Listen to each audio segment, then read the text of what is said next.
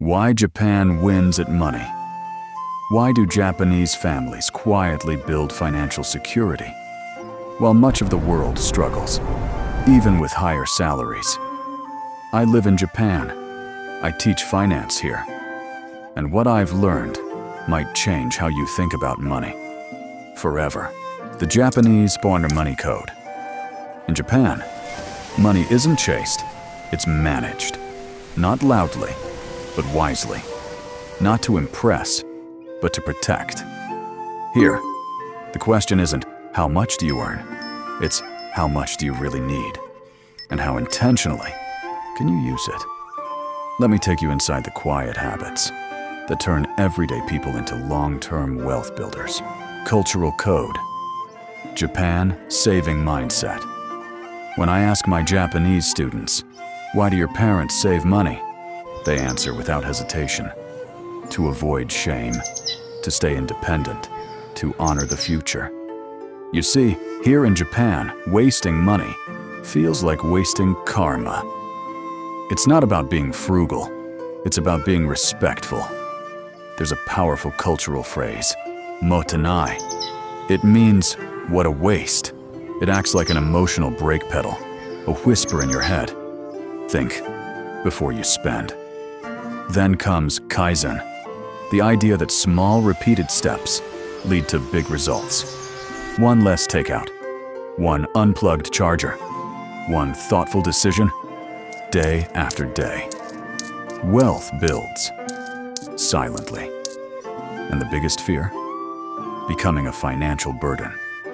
That's why Japanese parents don't just save for their kids. They teach kids how to save for themselves. Kakeibo journal money habit. Let me introduce a system I personally use and teach my students. It's called Kakeibo, a century-old Japanese money journal invented by Japan's first female journalist, Hani Motoko. But this isn't just a ledger. It's a mirror for your money behavior. You don't just track expenses. You track your relationship with money. Here's how it works. First, write down what you earned this month. Next, list your essentials. Rent, groceries, utilities. Then, set a savings goal. Not a dream, a decision. Finally, divide all your spending into 4 categories: needs, wants, growth, and emergencies. Here's the twist. You also write how each expense made you feel. Because Kakeibo isn't about guilt, it's about awareness. And studies show, families who use Kakeibo often save 25 to 30% without feeling restricted. Shufu Japan financial CEOs. Now let's meet the real CFOs of Japan's households. They're called Shufu, the homemakers. And they're quietly brilliant with money. In most Japanese homes, the husband earns the income, but the wife receives it. She handles budgeting, she builds the savings, and she gives her husband a personal allowance. It's called otoshidama. Sounds unusual? It works like magic. These women use a system called shikuryo, cash, divided into physical envelopes. Groceries, electricity, kids' needs, emergency fund, and leisure. This system does 3 powerful things. 1, it sets boundaries. 2, it removes impulsive emotion. 3, it turns savings into a routine. No credit card debt, no surprise expenses, just clarity and calm. Frugal but free. Japanese hacks. Most people think frugality means sacrifice, but in Japan, frugality feels like freedom. There's a beautiful saying here, ichigo ichi, one moment, one chance. So instead of buying things, people invest in experiences. A walk through the garden, a quiet tea ceremony, a memory that costs little, but means everything. Secondhand shopping? It's not shameful here, it's smart. Shops like Book Off or Mercari offer high-quality goods at half the price. That's not a downgrade, that's a strategy. Inspired by Marie Kondo's method, people buy only what sparks joy. If it doesn't bring peace, it doesn't come home. And the practical wisdom? Batch cooking, shopping after 7 p.m. when fresh food is discounted, using natural light, taking shorter showers, unplugging idle devices. These aren't hacks, they're habits, and they build real savings without feeling poor.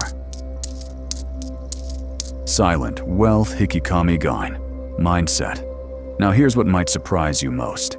Japanese millionaires don't look like millionaires. They dress modestly.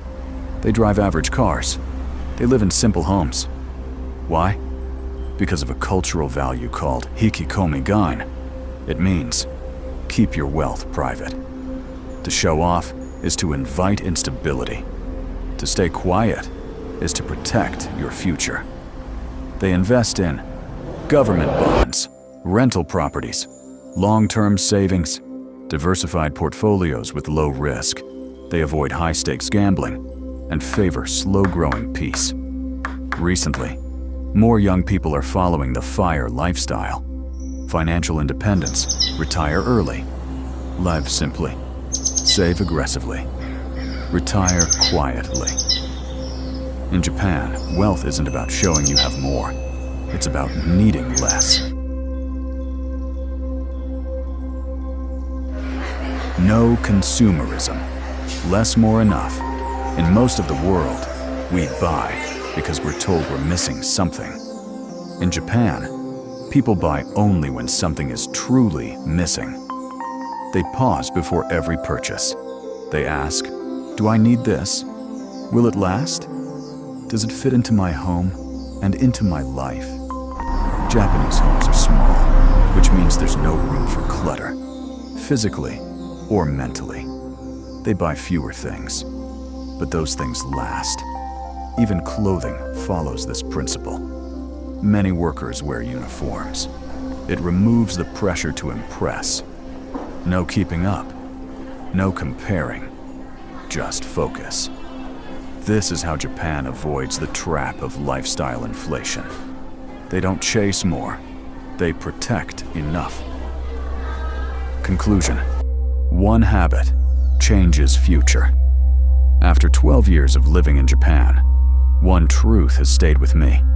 Financial freedom is not about how much you earn. It's about how wisely you use what you already have. So here's where you begin. Start a handwritten spending log. Try using cash for a week. Delay just one impulse purchase. Choose peace over possessions. You don't need a salary increase.